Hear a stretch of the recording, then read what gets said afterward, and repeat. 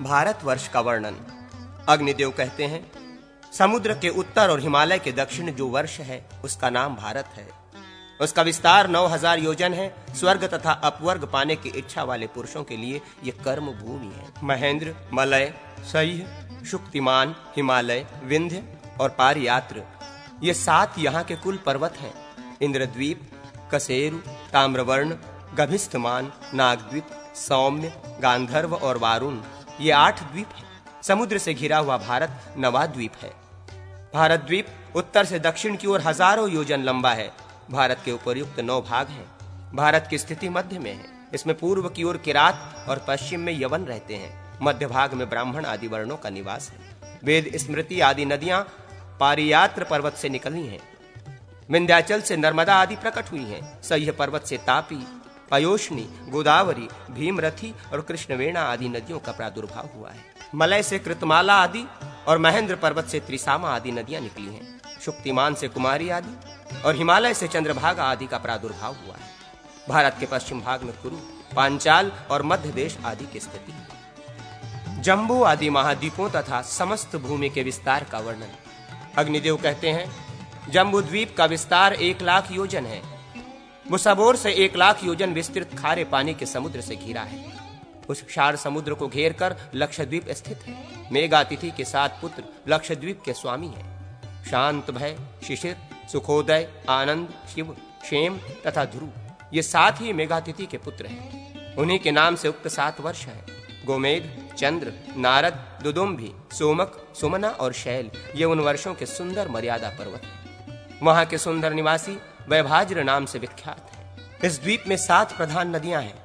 प्लक्ष से लेकर शाक द्वीप तक लोगों की आयु 5000 वर्ष है। वहां वर्णाश्रम धर्म का पालन किया जाता है। आर्य, कुरु, विविंश तथा भावी यही वहां के ब्राह्मण आदि वर्णों की संज्ञाएं हैं। चंद्रमा उनके आराध्य देव हैं। प्लक्ष द्वीप का विस्तार 2,00,000 योजन है। वो उतने ही बड़े इक्षुरस के समुद्र से घिरा है। उसके बाद शालमल द्वीप है जो प्लक्ष द्वीप से दुगना बड़ा है। वह पुष्मान के 7 पुत्र शालमल द्वीप के स्वामी हुए। उनके नाम हैं श्वेत, हरित, जीमूत, लोहित, वैद्युत, मानस और सुप्रभ। इन्हीं नामों से वहां के 7 वर्ष हैं।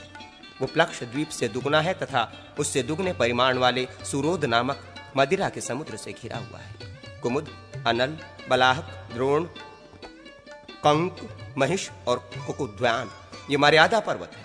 साथ ही वहां प्रधान नदियां हैं। कपिल, अरुण, पीत और कृष्ण ये वहां के ब्राह्मण आदि वर्ण हैं। वहां के लोग वायु देवता की पूजा करते हैं। वो मदिरा के समुद्र से घिरा है। इसके बाद कुश द्वीप है। ज्योतिष्मान के पुत्र उस द्वीप के अधीश्वर हैं। उद्दिद, धेनुमान, द्वैरथ, लंबन, धैर्य, कपिल और प्रभाकर ये 7 उनके नाम हैं। इन्हीं के नाम पर वहां 7 वर्ष हैं। दमी आदि वहां के ब्राह्मण हैं जो ब्रह्म रूपधारी भगवान विष्णु का पूजन करते हैं। विद्रुम, हेमशैल, द्वितीमान, पुष्पवान, कुशुषेय, हरि और मंदराचल ये 7 वहां के वर्ष पर्वत हैं। ये कुशद्वीप अपने ही बराबर विस्तार वाले घी के समुद्र से घिरा हुआ है और वो धृत समुद्र क्रौंच द्वीप से परिवेष्टित है। राजा द्युतिमान के पुत्र क्रौंच द्वीप के स्वामी हैं। उन्हीं के नाम पर वहां के वर्ष प्रसिद्ध हैं। कुशल, मनोनुग, उष्ण, प्रधान, अंधकारक, मुनि और दुदुम्भी ये 7 द्युतिमान के पुत्र हैं। उस द्वीप के मर्यादा पर्वत और नदियां भी 7 ही हैं। पर्वतों के नाम इस प्रकार हैं: क्रौंच, वामन, अंधकारक, रत्नशैल, देवाव्रत, पुडरिक और दुदुम्भी। ये द्वीप परस्पर उत्तरोत्तर दुगने विस्तार वाले हैं। उन द्वीपों में जो वर्ष पर्वत हैं वे भी द्वीपों के समान ही पूर्ववर्ती द्वीप के पर्वतों से दुगने विस्तार वाले हैं। वहां के ब्राह्मण आदि वर्ण क्रमशः पुष्कर, पुष्कल, धन्य और तिथ्य इन नामों से प्रसिद्ध हैं। वे वहां श्रीहरि की आराधना करते हैं। क्रौंच द्वीप दधिमंडोक मट्टे के समुद्र से घिरा हुआ है और वो समुद्र शाक द्वीप से परिवेष्टित है। वहां के राजा भव्य के जो 7 पुत्र हैं वे ही शाक द्वीप के शासक हैं। उनके नाम इस प्रकार हैं: जलद, कुमार, सुकुमार, मणिवक, कुशोत्तर, मोदाकी और दुम्र। इन्हीं के नाम से वहां के वर्ष प्रसिद्ध हैं। उदयगिरी, जलधर, रैवत, श्याम, कोद्रक, अंबिकेय और सुरम्य पर्वत केसरी ये 7 वहां के मर्यादा पर्वत हैं और साथ ही वहां की प्रसिद्ध नदियां हैं। मग, मगध, मानस्य और मदंग ये वहां के ब्राह्मण आदि वर्ण हैं जो सूर्य रूपधारी भगवान नारायण की आराधना करते हैं। शाक द्वीप क्षीरसागर से घिरा हुआ है। क्षीरसागर पुष्कर द्वीप से परिवेष्टित है। वहां के अधिकारी राजा सवन के 2 पुत्र हुए, जिनके नाम थे महावित और धातकी। उन्हीं के नाम से वहां के 2 वर्ष प्रसिद्ध हैं। वहां एक ही मानसोत्तर नामक वर्ष पर्वत विद्यमान है, जो उस वर्ष के मध्यकाल में वलयाकार स्थित है।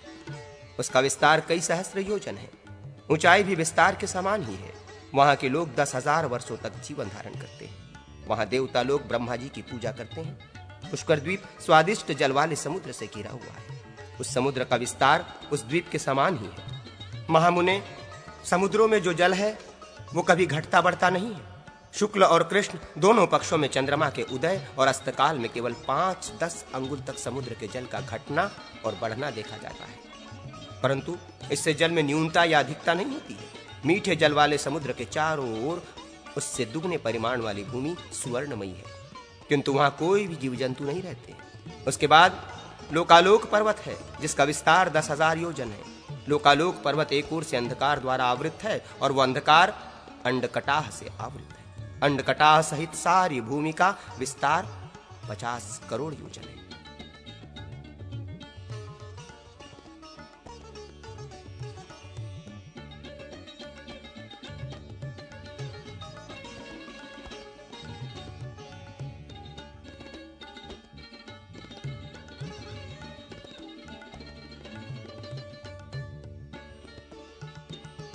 भुवन कोश वर्णन। अग्निदेव कहते हैं, वशिष्ठ, भूमि का विस्तार 70,000 योजन बताया गया है। उसकी ऊंचाई 10,000 योजन है। पृथ्वी के भीतर 7 पाताल हैं। एक एक पाताल 10,000 योजन विस्तृत है। 7 पातालों के नाम इस प्रकार हैं: अतल, वितल, नितल, प्रकाशमान, महातल, सुतल, तलातल और 7वां रसातल या पाताल। इन पातालों की भूमियां क्रमशः काली, पीली, सफेद, कंकरीली, लाल, पथरीली और सुवर्णमयी है। वे सभी पाताल बड़े रमणीय हैं। उनमें दैत्य और दानव आदि सुखपूर्वक निवास करते हैं। समस्त पातालों के नीचे शेषनाग विराजमान है, जो भगवान विष्णु के तमोगुण प्रधान विग्रह हैं। उनमें अनंत गुण हैं, इसलिए उन्हें अनंत भी कहते हैं। वे अपने मस्तक पर इस पृथ्वी को धारण करते हैं। पृथ्वी के नीचे अनेक नरक हैं, परंतु जो भगवान विष्णु का भक्त है वो उन नरकों में नहीं पड़ता है।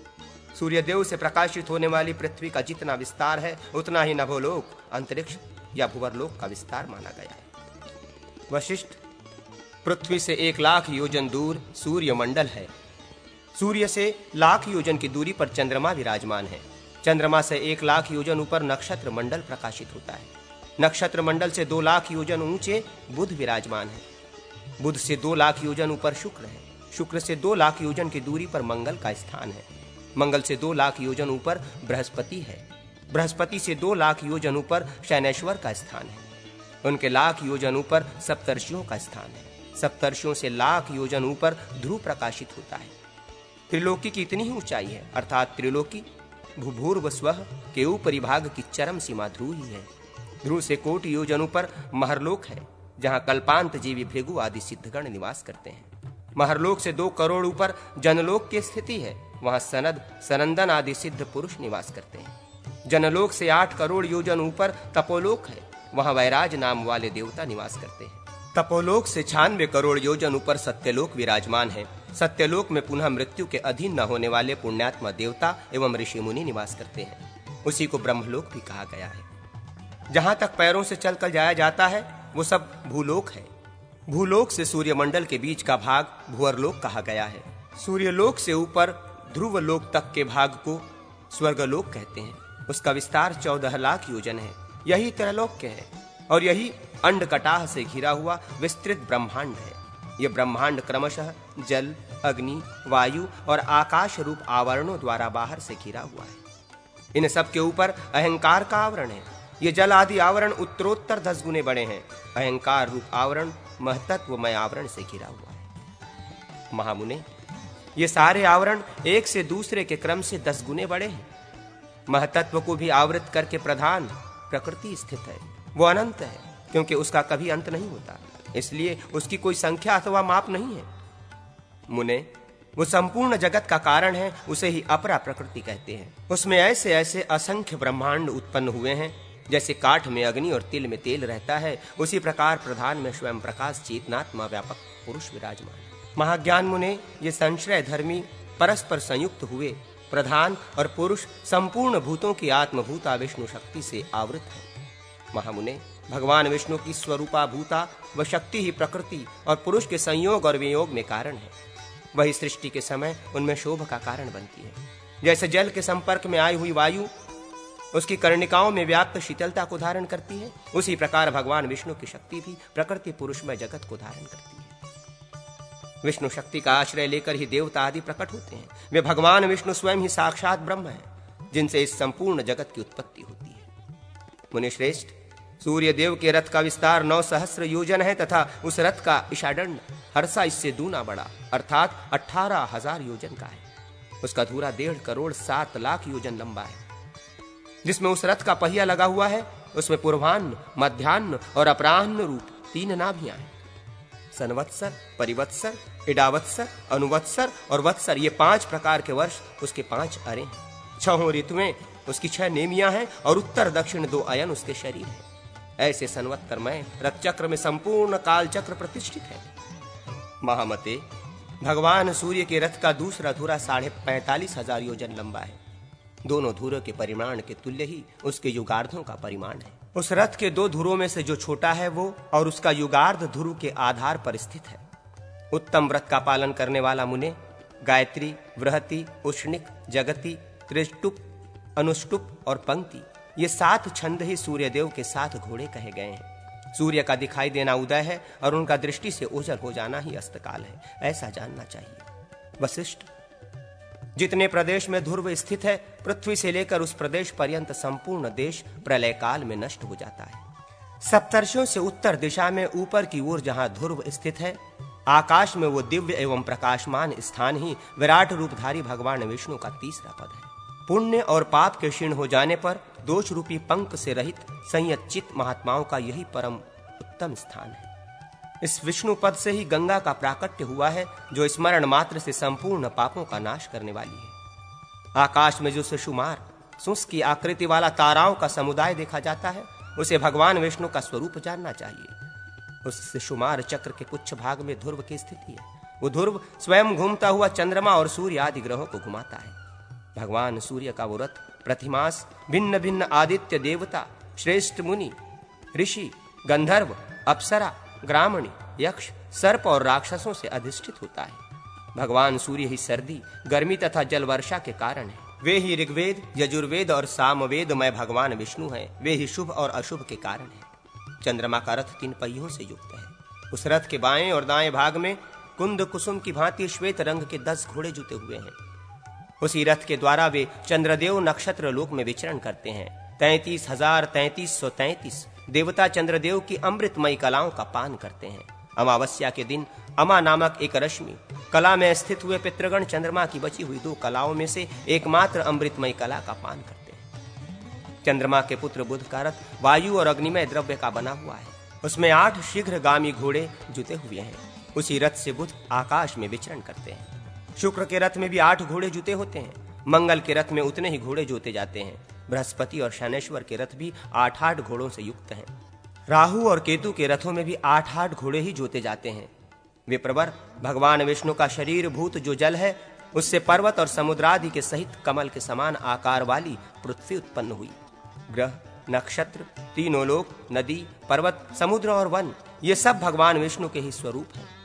जो हैं और जो नहीं है वो सब भगवान विष्णु ही हैं। विज्ञान का विस्तार भी भगवान विष्णु ही है। विज्ञान से अतिरिक्त किसी वस्तु की सत्ता नहीं है। भगवान विष्णु ज्ञान स्वरूप ही हैं। वे ही परम पद हैं। मनुष्य को वही करना चाहिए जिससे चित्त शुद्धि के लिए विशुद्ध ज्ञान प्राप्त करके वो विष्णु स्वरूप हो जाए। सत्य एवं अनंत ज्ञान स्वरूप ब्रह्म ही विष्णु है। जो इस भुवन कोश के प्रसंग का पाठ करेगा वो सुख स्वरूप परमात्म पद को प्राप्त कर लेगा। अब ज्योतिष शास्त्र आदि विद्याओं का वर्णन करूंगा। उसमें विवेचित शुभ और अशुभ सबके स्वामी भगवान श्री हरि ही हैं।